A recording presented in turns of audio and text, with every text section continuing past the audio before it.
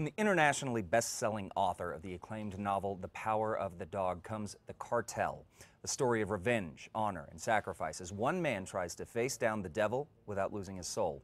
It is the story of the war on drugs and the men and women who wage it.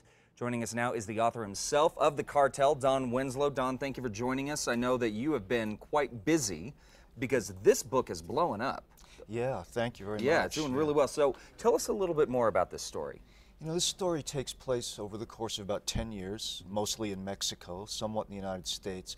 It's really the story of the man you alluded to, Art Keller, a DEA agent who's in a blood vendetta, actually over the course of 30 years, against a drug lord in Mexico named Don Barrera. That's sort of the spine of the story. Okay. Now, you often hear writers, they write what they know.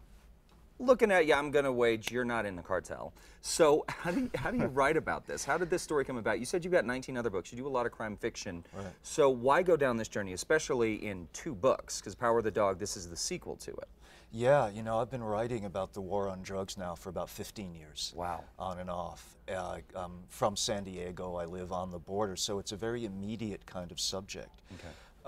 Back in around 1998, there was a massacre of 19 men, women, and children in Mexico. And I want to know why. How could that happen? How could anything get to the point where people would be willing to do that?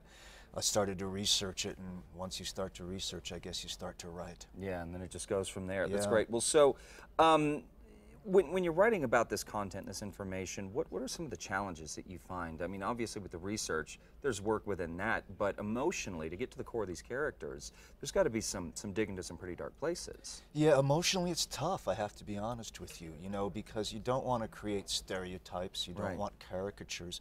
You really have to try to see the world through these people's eyes, whether they're drug traffickers or victims. You mentioned women. Women play a huge role in the story of the cartel. As social activists, women who volunteered to become police officers, even though they knew their 4 predecessors had been killed for doing just that. Wow. And so it was a matter of talking to a lot of people, obviously doing a lot of research, but trying to see it from the inside out. Yeah, that's got to be tough. All right, well, so tonight you have folks at home have an opportunity to come out and meet you in person, get a signed copy of your book at Bookworks. Tell us a little bit more about the event tonight.